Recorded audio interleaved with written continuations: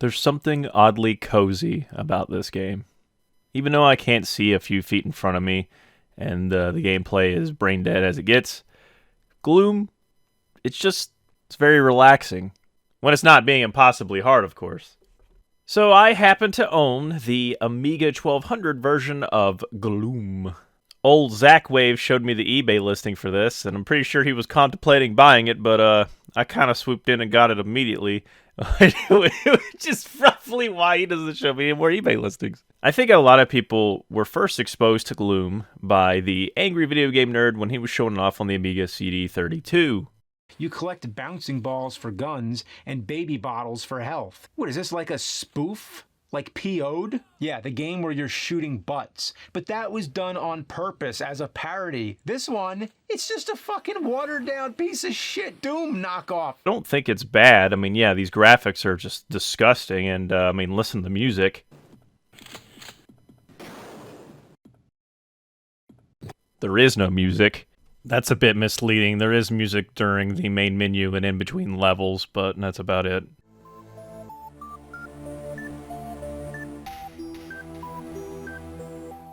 There's no additional weapons besides just upgrading the one that you already have. The story's nothing special, and the loading screens are kind of the same image over and over again. The levels could get confusing, and not just because of the graphics, but because they're always maze-like, and there's teleporters, and all kinds of stuff like that. And stereotypically, for any game released in the 90s that's a first-person shooter, there's a lot of enemies that are just kind of cheaply hidden, whether it be behind doors or around corners. I streamed Gloom, and I had a pretty fun time.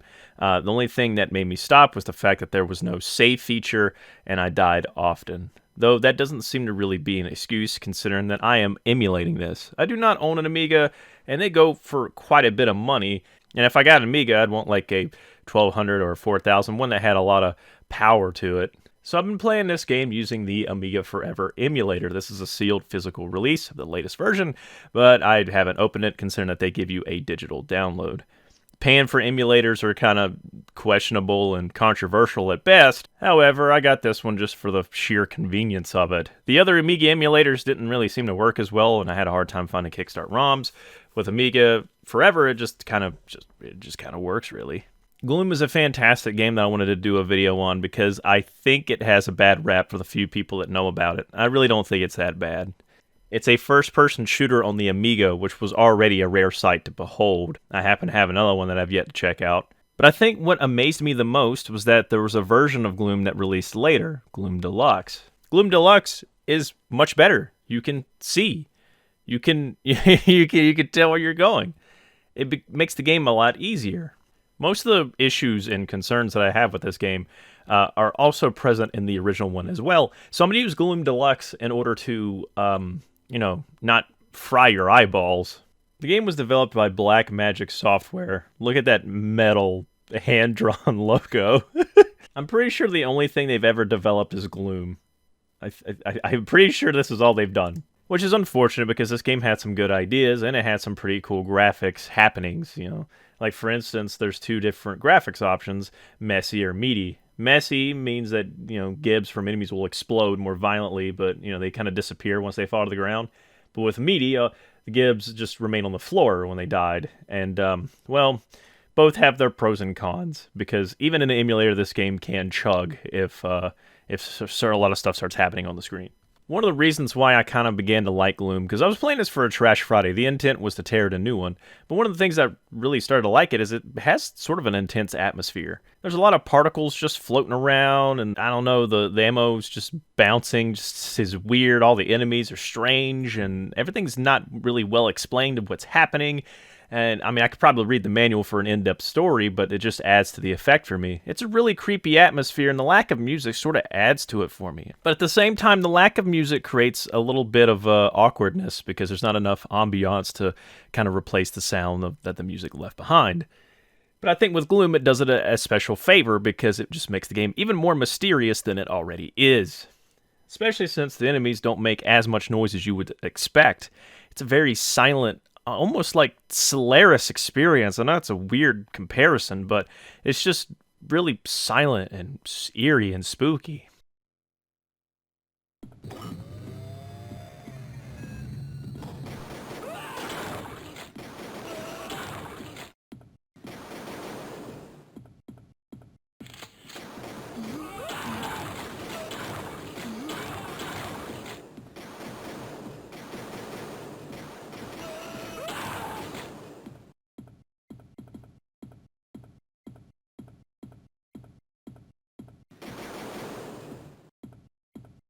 I may be reading way too deep into it, but I had a very huge appreciation for Gloom.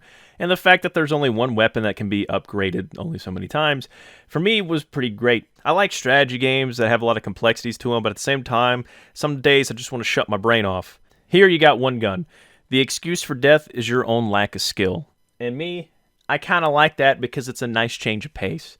Don't take this rant as someone who would rather not have complexity in a shooter, because I do like to boot up Deus Ex now and again. But at the same time, it's nice to just take a relaxing break. And that's why I think Gloom was one of the coziest first-person shooters I have ever played. Just sit back and just to shoot the monsters. But then there is some legitimate issues, because it gets really hard and requires a little bit of memorization, because the enemies will shoot at you before you see them. But thankfully, there's not really hit scan enemies, which is another plus for this game.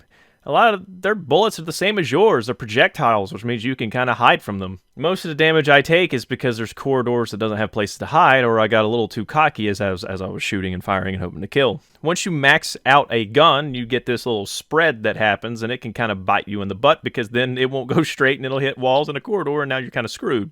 I don't think Gloom is the best game ever made, and I don't think it's the worst game ever made, and I think it's a pretty good addition to the Amiga, even though I haven't really played any of the Amiga library. I think my last-ditch effort in convincing you that this game is indeed in a league of its own, and requires the respect that you give, say, Doom or Duke Nukem or Shadow Warrior or anything like that, is just showing you this clip without me talking, without anything, just the game and shooting.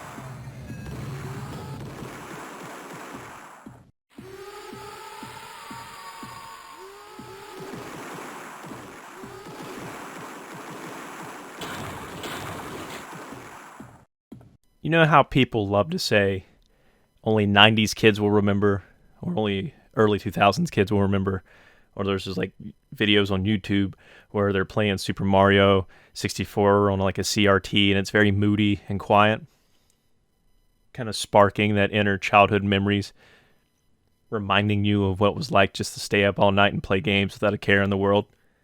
For me, I feel like Gloom embodies this. And it could be the fact that I've never played this until now, so I have no preconceived memories of it. I don't remember buying it for $60 and firing it up on my Amiga, even though Amiga magazines and Amiga fan bases really absolutely love this game and highly rate it. And all the infamy I'm referring to is mainly to the people who know it exists and only been exposed to the original version where you can't see anything. Or they're talking about Gloom 3, which is just freaking weird for another video.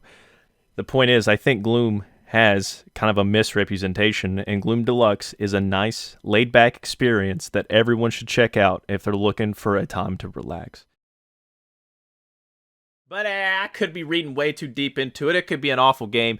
All those times of playing Mob Enforcer and Shadow Ops Red Mercury and Bet on Soldier and Jericho and Redneck Rampage and all those other shooters probably clouded my judgment. I bet this game is garbage. But I like it, and you should totally check it out and see for yourself. If you'd like for me to talk about Gloom 3, there is no Gloom 2. Let me know in the comment section below. It's a little insane. It's a little weird. If you'd like for me to talk about all the other Amiga games I have, because I have a lot now, thanks Killscreen, I will do that as well. But until then, I hope you enjoyed the video. Let me know what you've been playing recently, or if there's any games you'd like for me to check out. Links to our Discord in the description below. Come by, talk to me about some games. I'm pretty active over there. Also, remember that we do have a Patreon, and I do make patron-only videos. There's been Bet on Soldier, a video about FPS Creator, and all kinds of stuff. And you get access to the patron-only chat in Discord. This has been a fun video where I just talked about a game that I enjoyed, kind of like random games I play. You know, one of those mini series that I began and just kind of dropped after like 1 or 2 episodes. I think I'm gonna put this in an Amiga playlist. And if I never play another Amiga game, it can sit there all by itself. Like all the other series that are like one-offs. Anyway, thank you so much for watching, and I'm going to go play some more Gloom.